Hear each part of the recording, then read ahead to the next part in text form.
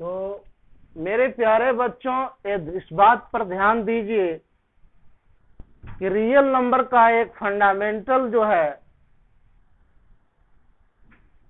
First chapter का, mathematics का first chapter real number का फंडामेंटल पार्ट, जिसमें आपको पढ़ना है नेक्स्ट, इस प्री क्लास के बाद जो नेक्स्ट पार्ट पढ़ना है वो रेशनल और इरेशनल नंबर पढ़ना।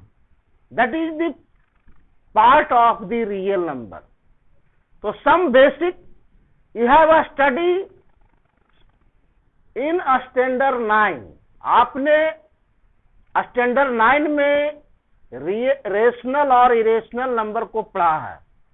नाउ मैं आपको स्पष्ट कर देना चाहता हूं some basic fact for the rational और इरेशनल, रिमाइंड कर देना चाहता हूं, जिससे कि 10th में प्रॉब्लम को बनाने में किसी प्रकार की जो अनअंडरस्टैंडिंग ना हो जाए। दैट मीन्स ना समझी नहीं हो जाए, मतलब कंफ्यूजन नहीं हो। तो इस कंफ्यूजन को दूर करने के लिए हम सम बेसिक फैक्ट्स को क्लियर कर रहे हैं। मेरे प्यारे बच्चों, the rational number, standard form of rational number क्या है? तो वह rational number P by Q, जिसका पी एंड क्यू मतलब numerator and denominator both belongs to co prime integer. Co prime integer क्या है? वह पेयर ऑफ इंटीजर जिसका एचसीएफ 1 हो और denominator should be greater than 0, तो वह स्टैंडर्ड फॉर्म कहलाएगा। मतलब जैसा कि देखिए 3 -3/5 -3/5 को देखिए पहला स्टैंडर्ड फॉर्म कि यह जो इंटीजर है 3 और 5, ये दोनों जो है का एचसीएफ 1 है। -3 और -5 का एचसीएफ क्या है? 1 है। मतलब दोनों को काटने वाला कॉमन फैक्टर 1 है। इस और डिनोमिनेटर 0 से बड़ा है, तो यह स्टैंडर्ड फॉर्म में हुआ। उसी प्रकार से दूसरा जो है, पहली बात जो है स्टैंडर्ड फॉर्म की बात मैंने बताया कि एचसीएफ ऑफ -3 और 5 बराबर 1, सो यह स्टैंडर्ड फॉर्म में हुआ। अब दूसरा जो रिजल्ट है कहता है कि P एक प्राइम नंबर है। P is the prime number. P कैसा है? प्राइम नंबर है, वह इंटीजर है जो प्राइम नंबर है, मतलब जिसके सिर्फ 2 ही फैक्टर्स हैं, 1 और सेल्फ। और P डिवाइड्स A²। यदि A² को कोई प्राइम नंबर डिवाइड करता है, मतलब A² का P फैक्टर है, तो वह A का भी फैक्टर होगा। क्लियर है? मान लिया जाए सपोज दैट कि 2A, ध्यान दीजिए 6² की बात करते हैं। 6² एक इंटीजर है, दैट मीन्स 36 है। इसको फैक्टराइज करेंगे, तो क्या होगा? फैक्टराइज करेंगे तो 36 को फैक्टराइज करते हैं तो 2 18 और 2 9, 2 9 जा 18 और 3, तो आ गया 2² इंटू 3²। मतलब इसका प्राइम फैक्टर 2 और 3 है। 36 का प्राइम फैक्टर कौन है? 2 और 3 है। तो ये 36 को डिवाइड करने वाला कौन है प्राइम नंबर? 2 और 3।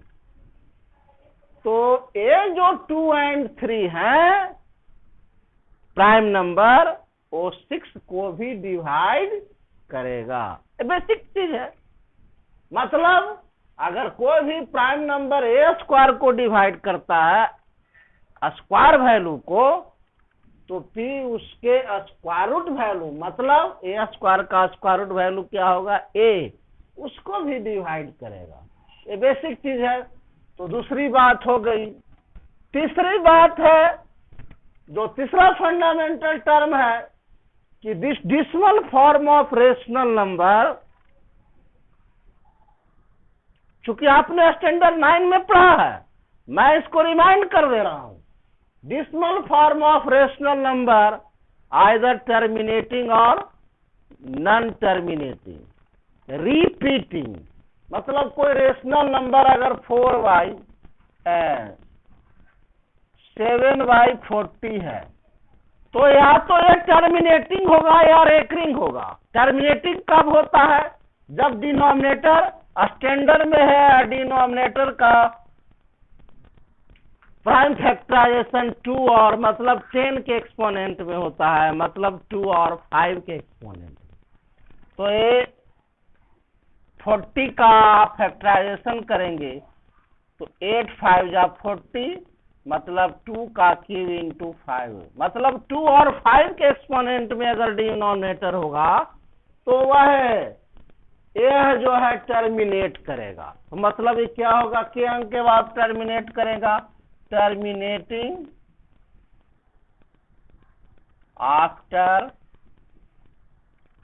3 डेसिमल प्लेसेस, 3 डेसिमल प्लेसेस। क्यों? क्योंकि यह जो डिनोमिनेटर का एक्सपोनेंट कितना है, 2 और 5 में हाईएस्ट 3 है, तो ये जो पावर होगा मैक्सिमम फैक्टराइजेशन में 2 और 5 में, उतना ही डेसिमल के बाद यह टर्मिनेट करेगा। और अगर 2 और 5 डिनोमिनेटर नहीं हो तो वह रेकरिंग में जाएगा, जैसे 1/3 या 2/3। तो 2/3 का डिनोमिनेटर क्या स्टैंडर्ड में तो है, लेकिन यह डिनोमिनेटर 3 है, तो इसको अगर हम डेसिमल में बदलेंगे तो भाग देंगे, भाग नहीं लगा 0, डेसिमल 3 8 जा 3 6 जा हो गया 18 और 2 फिर 3 6 जा, यही इसी ढंग से रिपीट करेगा तो ये हो गया 0.6 पर रेकरिंग। तो डेसिमल फॉर्म तीसरा कहता है कि लेकिन इरेशनल नंबर का decimal for non terminating non repeating होगा। ये रेशनल नंबर दोनों है, कैसा है, रेशनल नंबर। लेकिन अब इसमें इरेशनल की बात किया जाए तो अगर कोई नंबर ऐसा हो, तीसरा के फर्स्ट और सेकंड की बात करते हैं, 3.001000011 तो यह नंबर जो है नॉन टर्मिनेटिंग नॉन रिपीटिंग है। तो वह नंबर जो नॉन टर्मिनेटिंग नॉन रिपीटिंग होगा वह इरेशनल नंबर होगा। कौन नंबर है? Irrational number. तो इन सारी बातों को आपको हम इस प्रकार इसलिए क्लियर कर रहा हूं, मैं इसलिए इसको पुनः रिमाइंड कर देना चाहता हूं ताकि ऑब्जेक्टिव का प्रॉब्लम जो है 10th में बोर्ड में या 10th के एग्जामिनेशन में या जितने प्रकार के कंपटीशन हैं उसमें इसी से पूछा जाता है रियल नंबर। अब प्रश्न ये है कि फर्स्ट सेकंड थर्ड को तो मैंने क्लियर किया, नाउ 4 कंसेप्ट को देखिए। तो 4 कंसेप्ट को देखने के लिए अब आप देखिए 4 कंसेप्ट क्या कहता है, इसको ध्यान दीजिए। 4 कंसेप्ट कहता है कि there are infinite rational number और irrational number always lying between 2 real number. अगर 2 रियल नंबर है, जैसा कि मान लिया जाए कि √2 है और √3 है, ये 2 रियल नंबर हैं और दोनों इरेशनल हैं, because square root of prime number always belongs to irrational number. अगर कोई भी स्क्वायर रूट में प्राइम नंबर है तो वह ऑलवेज क्या होगा, इरेशनल होता है। That is the basic concept. Square root में ये आपको ऑब्जेक्टिव है कि square root of prime number, अगर प्राइम नंबर का स्क्वायर रूट है तो ऑलवेज क्या होगा, इरेशनल होगा। तो इरेशनल नंबर जो है आपको क्या कर देखना है कि कितने इसके बीच रेशनल नंबर होंगे। तो ये तो नॉन टर्मिनेटिंग नॉन रिपीटिंग में है, आप डिसिमल में आप कितना ले लेंगे, कम से कम 2 प्लस और इसका भी 1.732। अभी ढंग से इसके बीच आप बहुत सारे रेशनल और इरेशनल नंबर लिख सकते हैं, इनफाइनाइट हैं। तो इस प्रकार से क्लियर है, आप रेशनल नंबर अगर लिखना होगा तो रेशनल नंबर क्या हो जाएगा, 1.5, 1.6, 1.7, 1.71। इस ढंग से रेशनल नंबर हुआ। इरेशनल नंबर क्या हो गया, 1.42003,005 dot dot dot 1.560003,000,009 dot dot dot. यही रेशनल नंबर है इसके बीच, मतलब इससे बड़ा और इससे छोटा। तो इससे बड़ा और इससे छोटा जो भी नंबर होगा नॉन टर्मिनेटिंग नॉन रिपीटिंग में, वह रेशनल नंबर। इस प्रकार से बहुत सारे नंबर लिख सकते हैं। और पांचवा रिजल्ट है, जो भी ऑब्जेक्टिव प्रॉब्लम के लिए कंपटीशन में अथवा 10th बोर्ड में के लिए एक कंपलसरी है, इसको रिमाइंड रखना, rational number plus minus irrational. मतलब रेशनल में अगर इरेशनल का ऑपरेशन एज एडिशन और सब्ट्रैक्शन किया जाए तो ऑलवेज इरेशनल होगा। अब बताइए पांचवा का फर्स्ट देखिए, अगर कोई रेशनल है ए और इरेशनल हम जोड़ते हैं इसमें √2, क्योंकि स्क्वायर रूट ऑफ क्या होता है, square root of prime number always irrational. ये परफेक्ट स्क्वायर नहीं है तो रूट अंडर अगर परफेक्ट स्क्वायर नंबर नहीं है तो वह इरेशनल होता है। तो ये ऑलवेज क्या होगा, इरेशनल। क्यों, क्योंकि ये non terminating value non repeating है। नॉन टर्मिनेटिंग ना, उसमें कोई होल नंबर जोड़ दिया जाए तो नॉन टर्मिनेटिंग नॉन रिपीटिंग ही रहेगा। तो स्वाभाविक है कि न जो कंसेप्ट कहता है कि वह नंबर जो डिसिमल, जिसका decimal expression non terminating non repeating होता है, वह इरेशनल होता है। वह क्या होता है, इरेशनल। अगर तो रेशनल प्लस माइनस, इसी ढंग से माइनस में लिख दिया जाए 4 माइनस √2√3, तो भी ये इरेशनल है। ये दोनों इरेशनल है, इरेशनल नंबर। दूसरा रिजल्ट है कि नॉन जीरो रेशनल, वह नंबर जो जीरो नहीं है, मतलब नॉन जीरो है। तो जीरो के छोड़ करके कोई भी रेशनल नंबर है उसमें इरेशनल नंबर का ऑपरेशन एज ए मल्टीप्लिकेशन और डिवीजन किया जाए तो ऑलवेज इरेशनल होगा। जैसे अगर आपको कहा जाए 2 × 1/√5, ये इरेशनल नंबर है। तो 2 में अगर √5 से गुना करें तो इरेशनल होगा, प्रॉपर्टी कहता है। और 2 डिवाइडेड बाय 2 प्लस √2√3, ये रेशनल है और ये इरेशनल है, तो ये भी इरेशनल होगा ऑलवेज। लेकिन इरेशनल नंबर, ये दोनों फंडामेंटल प्रॉपर्टी है। इस प्रॉपर्टी से आपका क्वेश्चन जो है अवश्य रहता है बोर्ड।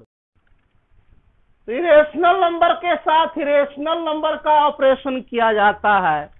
अगर प्लस और माइनस के साथ तो आइदर रेशनल नंबर और इरेशनल नंबर होता है। देखिए मेरे प्यारे बच्चों, irrational number, irrational number A suppose that 3 + √5 है। यहां ध्यान दीजिए, ये दोनों तो रेशनल रियल नंबर है। ऑब्जेक्टिव के लिए 5 का 1 और 2 जो है ये पॉइंटेड है, बहुत ही इंपॉर्टेंट है।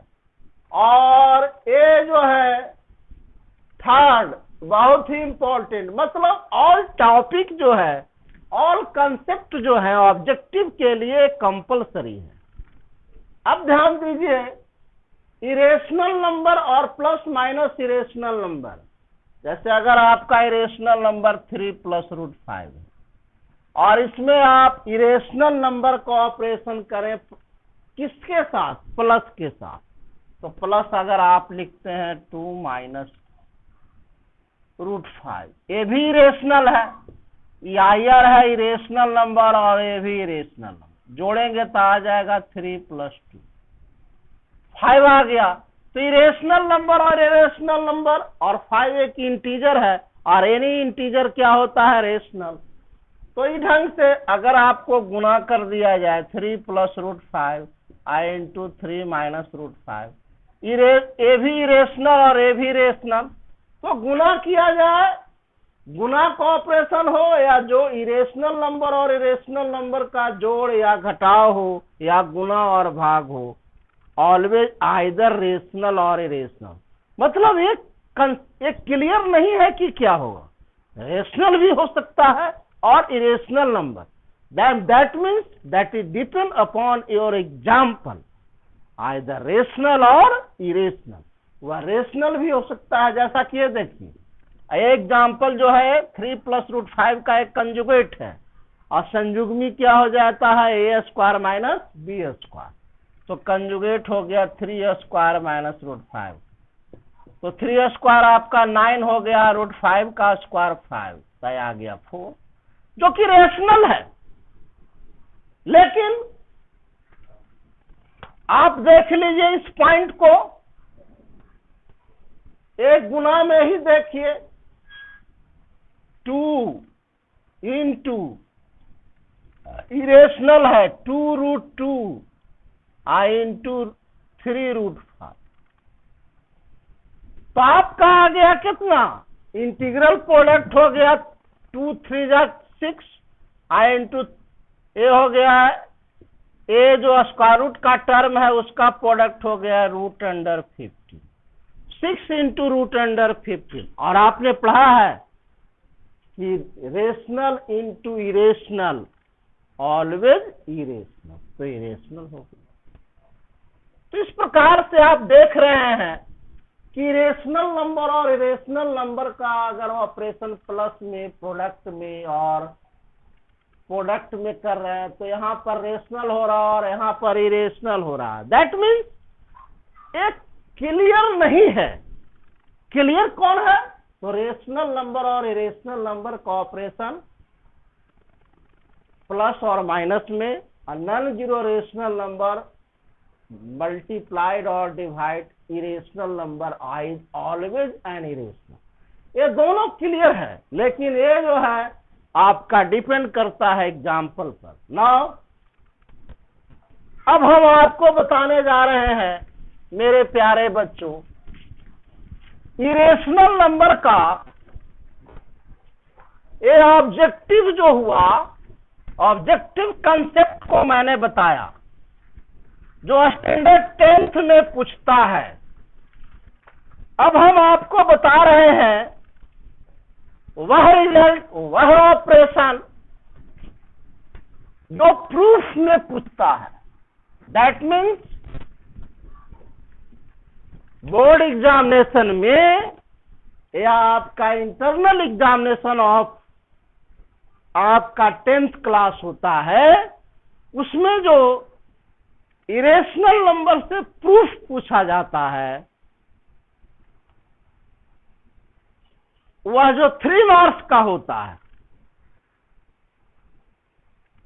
ऑब्जेक्टिव 1 नंबर का होता है, उस कंसेप्ट को मैंने बताया, और जो 3 मार्क्स का होता है उसको हम किए फॉर 3 मार्क्स। फॉर 3 मार्क्स के लिए, 3 मार्क्स के लिए बोर्ड में जो क्वेश्चन पूछा जाता है, प्रूव दैट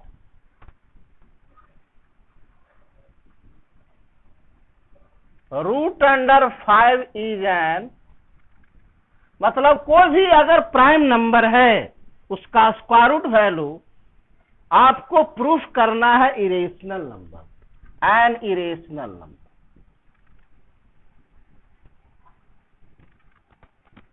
तो इसके दो मेथड हैं मेरे प्यारे बच्चों, एक है डायरेक्ट और एक है कंट्राडिक्शन। तो डायरेक्ट मेथड को पहले देखिए। डायरेक्ट मेथड क्या है? पहला है डायरेक्ट मेथड, जो डिफिनेशन कंसेप्ट में जाता है। हमने पढ़ा है कि कोई भी नंबर अगर नॉन टर्मिनेटिंग नॉन रिपीटिंग में एक्सप्रेसेबल है तो वही रेशनल होता है। तो इस नंबर का हम डेसिमल एक्सप्रेशन देखें, मतलब 5 का स्क्वायर रूट निकालेंगे। तो 5 का स्क्वायर रूट निकालें, इसका डेसिमल 0.00 है। तो ये इंटीग्रल 0.5 है। यहाँ पर आपका 2 2 जा हो गया 4 और ये आ गया 1। आप डेसिमल पार्ट उठा रहे हैं तो एज ए पेयर उठाया जाता है, तो ये 4 हो गया। और यहाँ पर हो गया कितना? 4 का टेबल पढ़ेंगे, 4 2 जा 8 और 4 3 जा 12। तो 2 जा लगेगा, 4 2 जा 8, 42 2 जा हो गया 84।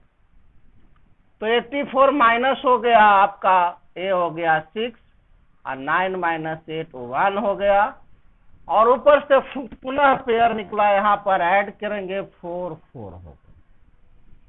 अब आपका जो है 1600 है। 4 का टेबल पढ़िए, 4 4 जा 16, तो कितना लगेगा? 3 टाइम्स।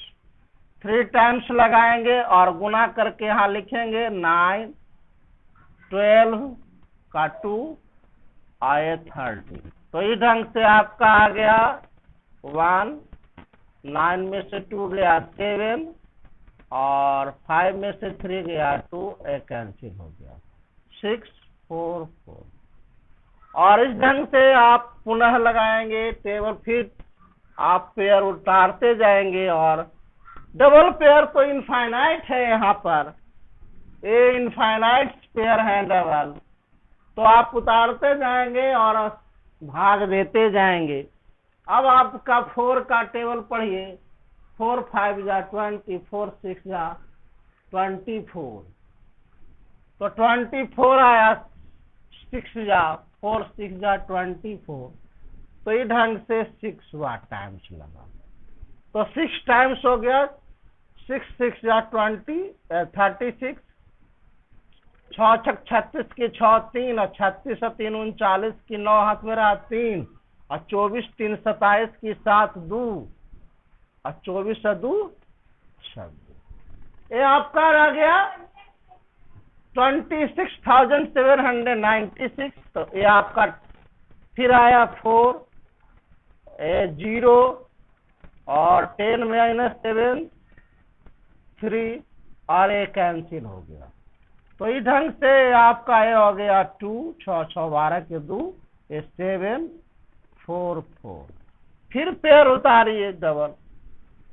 अब आप ध्यान दीजिए, 4 का टेबल पढ़िए, ये 30,400 है या 4,472। तो केवल कितना टाइम्स करीब लगेगा? 7 टाइम्स या 6 टाइम्स। या 1 देते हैं तो 44,000 हो जाएगा। 1 जैसे ही बैठाएंगे यहाँ तो 44,721 हो जाएगा, है 30,400। भाग नहीं लगेगा। आप 1 देते हैं यहाँ पर तो आ गया 44,721, है आपका 30,400। तो ये भाग नहीं लगता है, इसका मतलब भाग नहीं लगा तो यहाँ 0 और यहाँ 0। तो अब आप फिर पेयर उठाएंगे। अब आप भाग देंगे तो कितना टाइम्स लगेगा? 7 4 जा 21, करीब 6 और 7 टाइम्स लगेगा। और इस प्रकार से नॉन टर्मिनेटिंग नॉन रिपीटिंग में चला जाएगा। तो आप ध्यान दीजिए, चूंकि आ गया कितना डायरेक्ट मेथड में √5 बराबर हो गया 2.2360 और करीब करीब 6 है डॉट डॉट डॉट। तो ये नॉन टर्मिनेटिंग नॉन रिपीटिंग है। अब आपका ये 6 टाइम्स लगेगा, तो 6 टाइम्स या 5 टाइम्स ही लगेगा, तो 5 टाइम्स लगेगा। तो इस ढंग से इस ढंग से जो है यह नंबर जो है नॉन टर्मिनेटिंग नॉन रिपीटिंग। तो इट इज, तो नाउ लिखेंगे this the decimal form of, a concept में चला गया, डिसिमल कंसेप्ट में, डिसिमल फॉर्म ऑफ प्रैक्टिकली हो गया √5 बराबर non terminating non repeating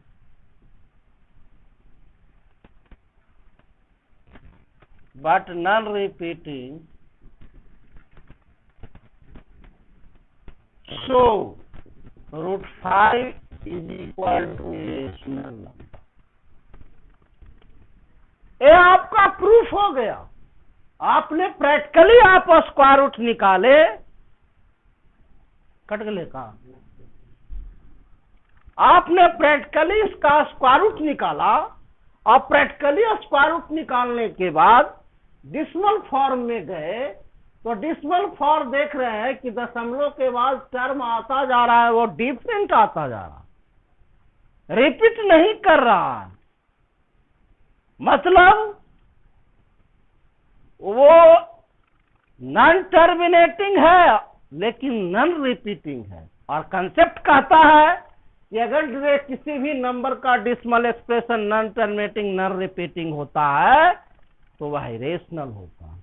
so √5 बराबर इरेशनल नंबर। लेकिन ये डायरेक्ट मेथड है, मतलब कंप्लीट डिफिनेशन में गया, बेसिक कंसेप्ट में गया, मतलब स्क्वायर रूट निकाला और इसके डिसिमल एक्सप्रेशन को देखा तो नॉन टर्मिनेटिंग नॉन रिपीटिंग हुआ, तो यह इरेशनल नंबर हुआ।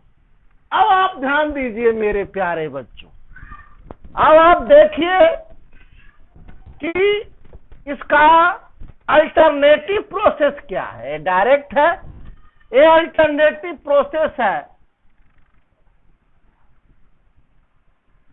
Alternative method.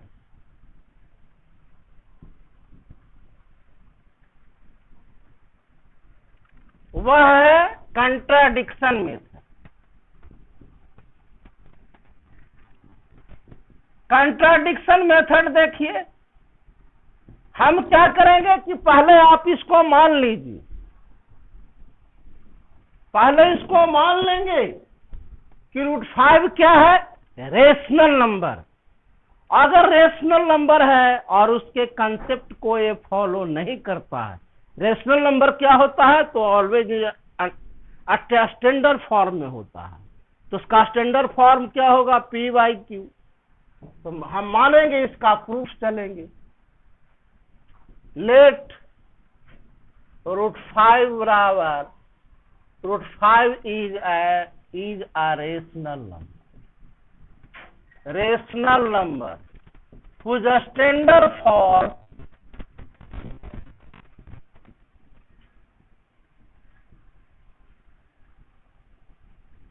is P/Q। तो स्टैंडर्ड फॉर्म P/Q, इसका मतलब क्या होता है, मतलब इसका मतलब हो रहा है कि PQ HCF of P and Q, HCF of PQ बराबर 1 और Q ग्रेटर देन 0। इसका मतलब यह है स्टैंडर्ड फॉर्म का कि HCF of P and Q जो है 1 है और Q ग्रेटर देन 0 है। तो सो लिख सकते हैं आप कि P/Q बराबर √5। तब स्क्वायरिंग में जाएंगे तो P²/Q² बराबर हो गया √5 का स्क्वायर। बाय स्क्वायरिंग लिख दीजिए, स्क्वायरिंग, तो आपका आ गया P square divided by Q square बराबर √5। √5 का स्क्वायर क्या हो गया 5। √5 का स्क्वायर क्या हो गया √5 इंटू 5 मतलब √5 इंटू √5 बराबर हो गया √25। 25 का मतलब 5। जोड़ा में से एक निकाल लेते हैं। अब मेरे प्यारे बच्चों ध्यान दीजिए, यहां से आप उठाइए पी स्क्वायर, क्यू स्क्वायर में है तो डबल है, तो एक क्यू को यहां रखेंगे, क्यू बराबर 5। 10 सिंप्लाइज पी स्क्वायर बटे क्यू बराबर एक टर्म को आप इन्हें कर दीजिए। यहां पर क्या हो गया आपका क्यू 5Q। ये क्या है आपका क्यू है, एक का क्या है क्यू है, एक क्या है क्यू।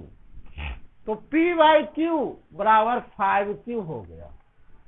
ये क्या है क्यू है। अब आप ध्यान दीजिए क्यू क्या कह रहा है कि Q greater then P and Q HCF of 1, लेकिन क्यू ग्रेटर देन का कंसेप्ट हम कह रहा। तो क्यू का मान क्या पॉसिबल है ग्रेटर देन 0। तो चूंकि Q greater than 0 so Q either 1 और ग्रेटर देन 1। नाउ अभी फर्स्ट मान लेंगे, यहीं से इसको एक्सप्लेन करेंगे। तो चूंकि Q greater than 0 to be rational number, rational number होने के लिए क्यू क्या होगा ग्रेटर देन 0।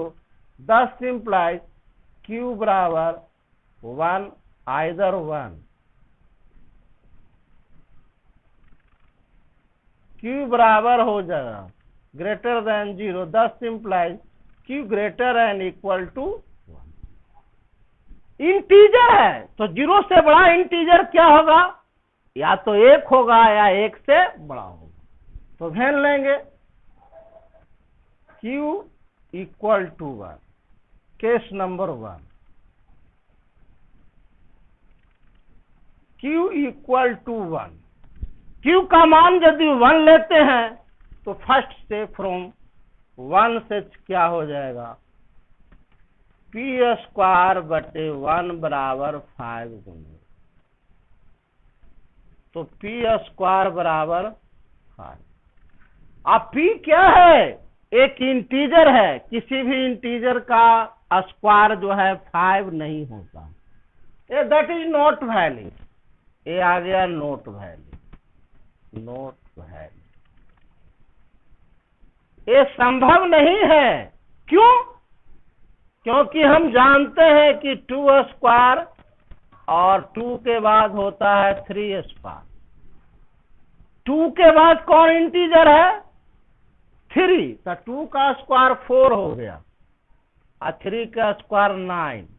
अब बीच में आपका कौन सा नंबर होगा, 2 स्क्वायर इज लेस देन कौन है P, अब P square is less than 3, तो 4 लेस देन P और P लेस देन 9। तो आप लिख सकते हैं कितना 2 लेस देन P और P लेस देन 3। तो 2 और 3 के बीच में कोई इंटीजर नहीं है मेरे प्यारे बच्चों, 2 और 3 के बीच में कोई भी पॉजिटिव इंटीजर नहीं है। सो ये न्यू नोट वैल्यू 10 सिंप्लाई लिख दीजिए P स्क्वायर बराबर नोट। पहला रिजल्ट। ये सेकंड रिजल्ट आ गया। और वेन लिखेंगे, वेन केस नंबर 2। दूसरा, ये फर्स्ट हो गया और सेकंड केस चलते हैं। सेकंड में चलते हैं case number second. Q greater than 1, Q अगर 1 से बड़ा है, Q का मान क्या है मेरे प्यारे बच्चों, तो 1 से बड़ा है। अगर दो ही केस है, Q का मान 1 है या 1 से बड़ा, 1 लिया तो ये संभव नहीं आया। क्यों? क्योंकि P स्क्वायर का वैल्यू 5 है और कोई ऐसा इंटीजर नहीं है जो 2 और 3 के बीच लाई करता है। 2 के बाद जस्ट इंटीजर 3 है, इसलिए संभव नहीं है।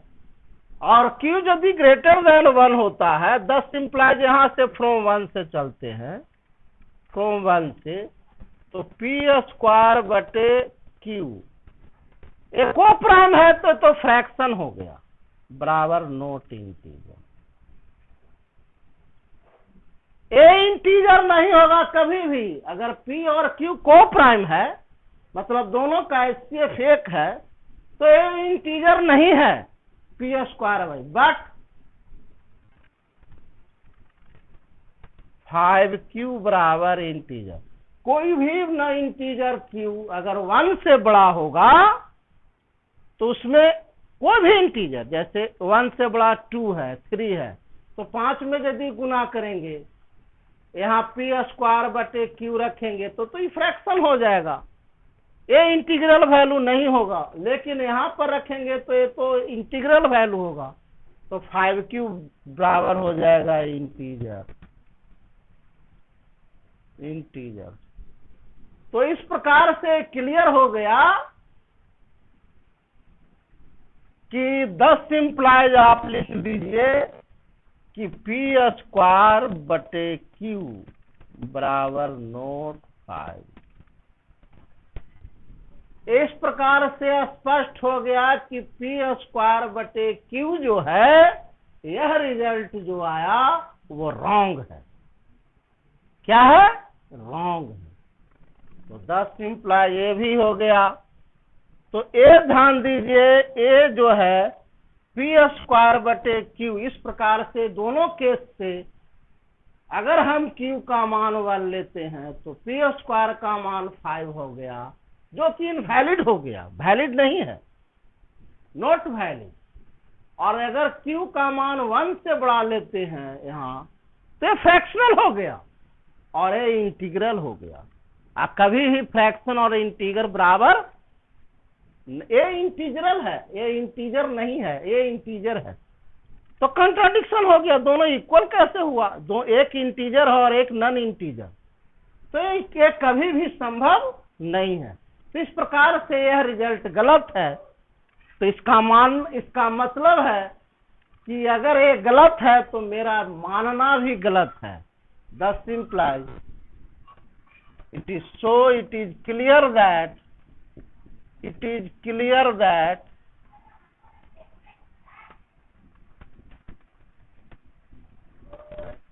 root 5 बराबर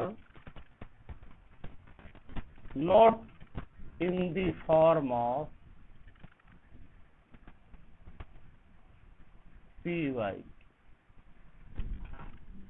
ये जो है, नहीं तो आप डायरेक्ट लिख सकते हैं so arise a contradiction, arise a contradiction।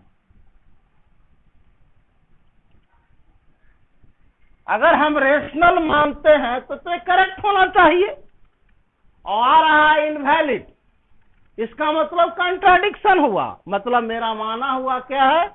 गलत है। Thus implies our assumption is wrong। our assumption मतलब मैंने माना है is wrong।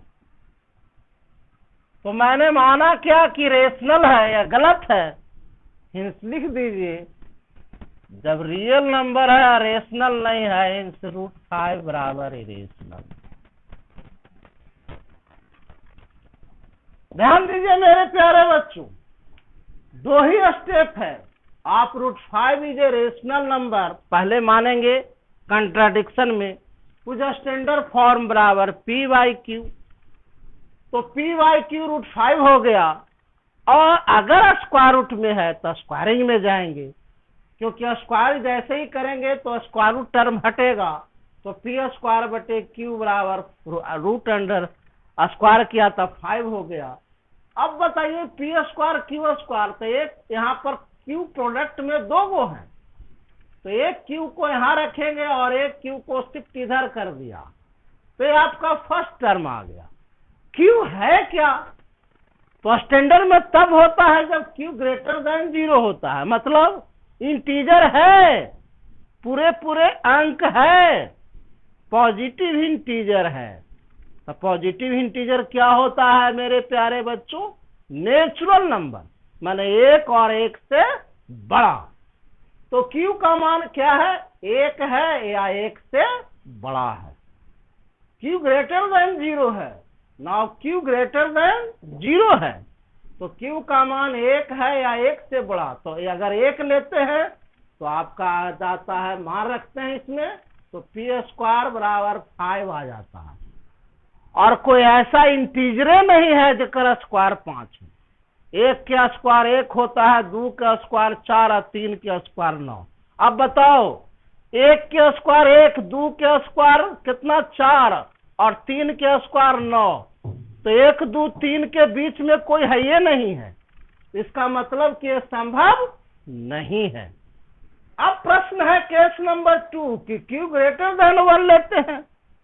तो यदि Q ग्रेटर देन 1 लेते हैं तो P इंटीजर है और Q 1 से बड़ा है और दोनों कटने वाला नहीं है, तो 1 से चलते हैं तो ये तो इंटीजर नहीं हुआ, ये फ्रैक्शन हो गया।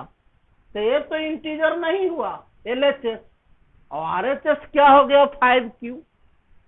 5Q हो गया इंटीजर, क्योंकि कोई इंटीजर में अगर 5 से गुना करेंगे तो इंटीजर गुना इंटीजर बराबर इंटीजर। तो ये इंटीजर नहीं है और ये इंटीजर नहीं, इसका मतलब p²/q कभी भी बराबर नहीं है 5Q। ये दोनों केस से क्लियर हो गया।